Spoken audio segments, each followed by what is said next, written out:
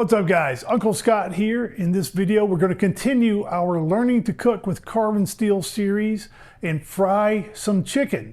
And I gotta say, I think we're going to have a great clucking time. Now here what I want to show with carbon steel is that it is a good substitute for a cast iron frying pan. So if you're used to, when you grew up, your mom or your grandmother frying chicken on a Sunday using a cast iron, you can get every bit as good of results with a good carbon steel frying pan. Now here we're going to want to use our bigger carbon steels. So the 12.5 inch de Bouillé is a good choice. The 14 is a good choice. So use the biggest one that you have. Also, we're going to be working with hot oil and raw chicken.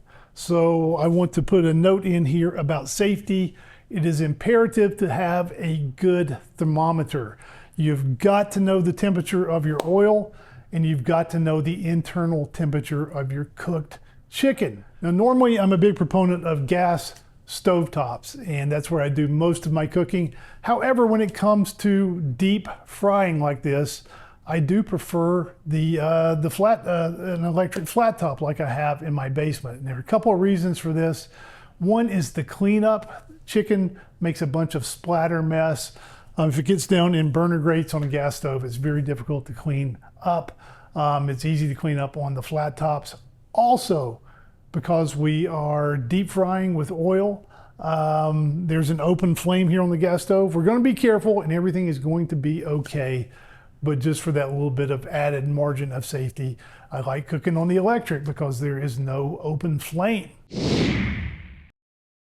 Now for our chicken, very easy recipe. All we're going to do here is take some pre-cut chicken tenders and submerge those in a marinade of 4 cups buttermilk, a tablespoon of table salt, and a 1/4 cup of hot sauce. And I'm using Frank's here. Tabasco also works very well. Whatever you like, mix that up.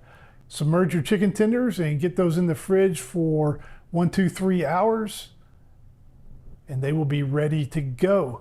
When it is time to cook, I prepare a dredge with a couple of cups of all-purpose flour, teaspoon salt, teaspoon pepper, and depending on how crunchy you like your chicken tenders, if you like them crunchy, you can add a 1/2 cup of cornstarch as well. Mix that up.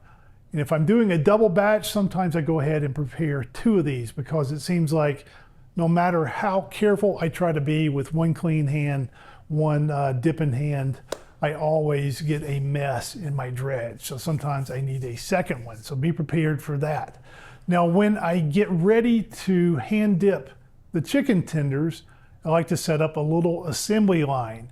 And on one side of the stove, I keep everything that is anything to do with raw chicken on one side. And then I have my frying area, the stove in the middle. And then on the other side of the stove, it's the clean area. No raw chicken contamination can cross-contaminate over there on that other side of the stove. And I do even use different pairs of tongs, one for the raw chicken and one to remove the chicken from the pan once it's fried. Now on the stove, I've got my carbon steel skillet. I'm going to start heating this up. I'm going to add peanut oil. I don't want to go any higher than 50% halfway full by any means, and I usually keep it around 1/3 to 40% full of oil. We don't want anything to bubble over. Now I'm using peanut oil.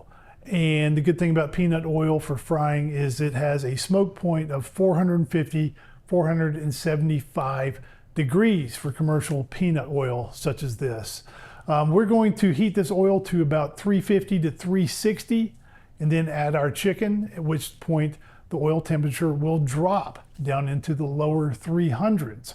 So that should give us a huge margin of safety of well over 100 degrees between the oil's smoke point and where we are cooking. But it is very important to keep an eye on it, to check the temperature of your oil as you cook.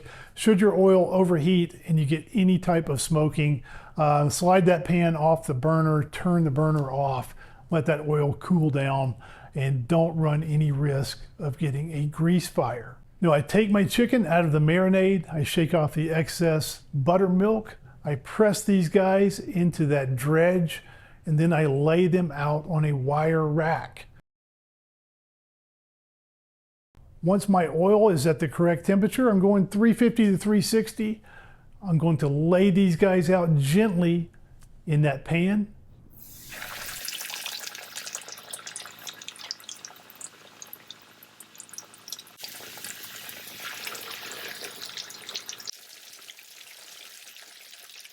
And here in this 12.5-inch debouille, I can get 5 of these big chicken tenders cooking in one batch. That is nice. And another thing I like about the carbon steel is that it's thick, it's heavy, it has a lot of thermal mass. Once you get it heated thoroughly, you get your oil up to temperature, it has enough heat in the carbon steel to maintain a good fry. So when these pieces of chicken go in, that oil temperature drops from 355 or so down to the low 300s, then it rebounds to 315, 320, 325, which is where I actually fry the chicken.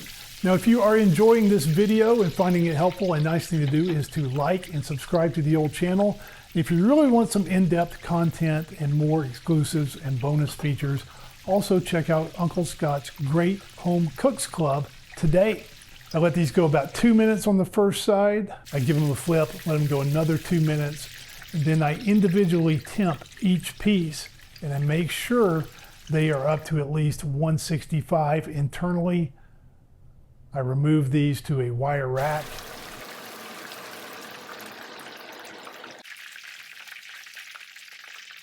And then repeat the process until I have this. Does anything make me happier than freshly fried chicken? Don't tell my wife, but actually not much. So give these a try. The recipe, not too difficult, but your carbon steel cooking skills are moving up just a little bit, and I hope you're learning a lot about your new cookware and how to use it to produce some delicious food. Thank you for watching, and we'll see you again next time on Uncle Scott's Kitchen.